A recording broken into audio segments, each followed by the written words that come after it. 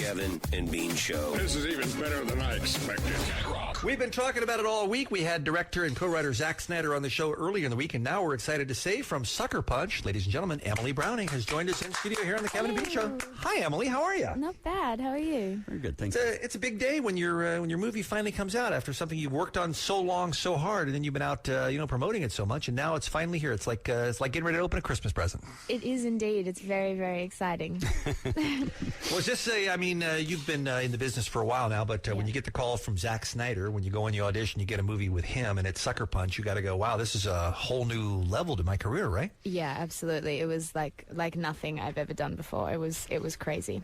Now, what happens in this movie? I've watched all the trailers, and I've seen everything, and I still have no grasp of what's going on. Is it all in your mind? Is it not in your mind?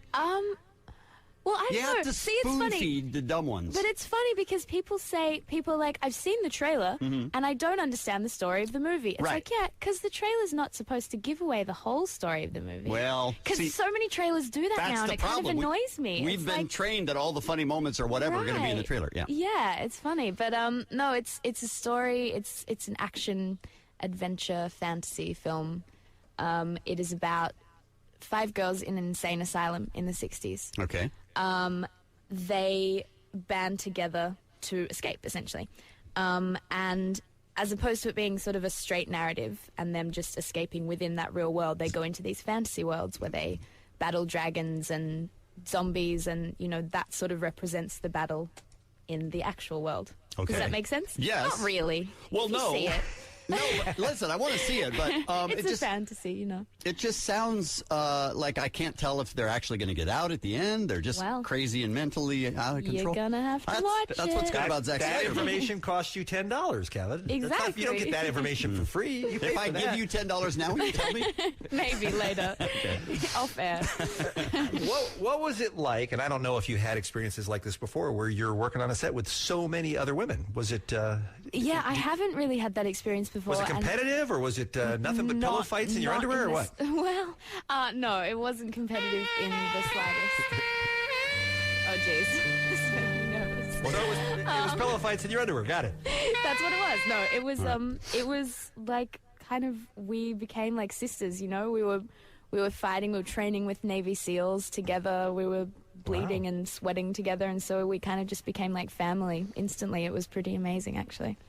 Abby Cornish is a really good actress. Vanessa Hudgens, I understand, is all grown up now. Jenna Malone, Jamie Chung. I mean, it's a great cast. Ralph, our movie reviewer, was talking earlier. Of course, he didn't see the movie, but he still gave it a big thumbs up and told people to see it. Good to know.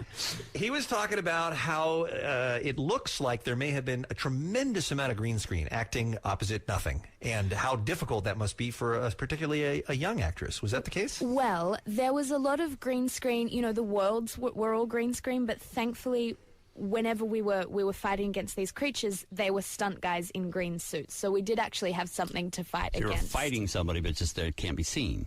Yeah, so they were in front of us, but then obviously they became robots later in the post-production process. Were you amazed when you started seeing the finished film, the pieces that you got to see once they'd done the digital special effects, to see what it all looked like? I was especially amazed because Zach is so protective and was like, I don't want you to see it till it's perfect. So I didn't really see anything until I saw the final film a couple of weeks ago. So I was completely blown away by the visuals and the finished Were you product. impressed with you?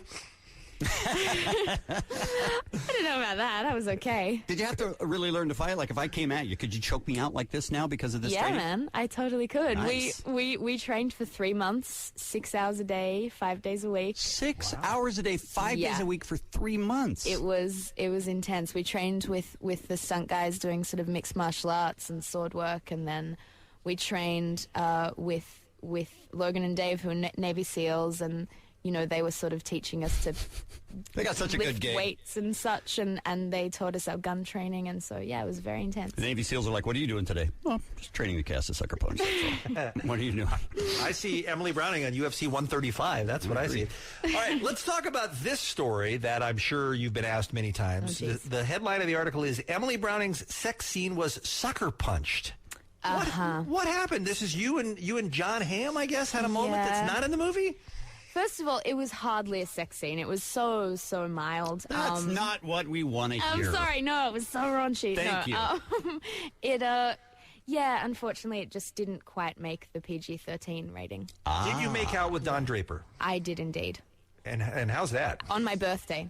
No Nice. less. Yeah. Wait, and how's that being asked? Like, ooh, I'd like to know what that's like. Look, everyone listening, I don't care what sex you are, how old you are, you want to know what it's like to make out with John Hamm. Come on.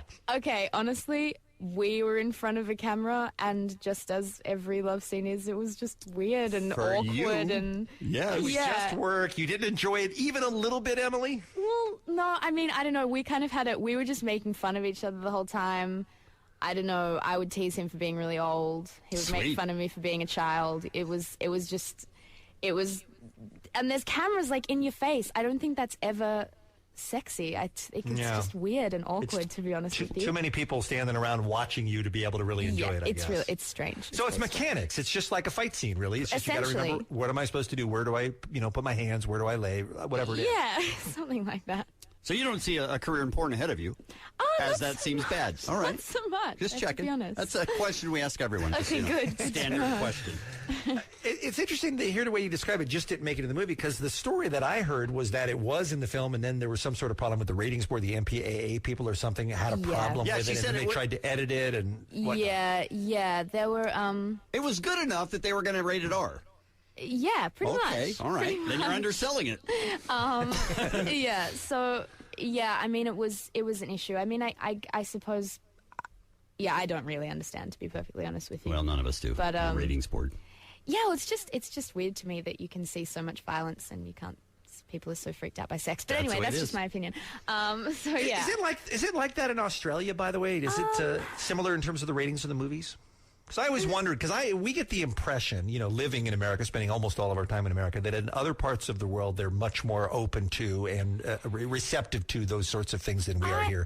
We're kind of puritanical. Not so panicked by it. Yeah, right. I mean, it's somewhat similar. I think we're a little more freaked out about violence and a little less freaked out about sex, but there's not much of a difference. Not much of a difference. Not really. Will this be a huge deal for you when this movie starts playing at home and you go back to Australia to promote it? Yeah, it'll be a huge deal just because I'm bringing like my whole family and all my friends to the premiere, and it's a movie that I'm finally like, it's always weird to see yourself on screen, but this is so different. It's me fighting, so I'm pretty proud of it, and I kind of can't wait to show my little brothers. They're going to think it's awesome. Yeah. How See, hard I am is it? Cool. I told you. That's pretty much what it is, exactly. How hard is it to basically move to the United States to act and leave everything you know behind? Well, I mean, I technically still live in Melbourne, in Australia. That's sort of where my base is. That's where my cat is. So, God, your cat's got to be hungry by now. I know, seriously. No, she's being babysat. Yeah, so, I mean, I'm still back there all the time, but I don't know. I like to travel. I like to move around a lot. I get bored if I stay in one place for too long. But I see my family a lot, so it's all good. The movie is called Sucker Punch, opening everywhere today. Actress Emily Browning is with us. We'll return more after this on The Kevin and Bean Show. Michael C. Hall is TV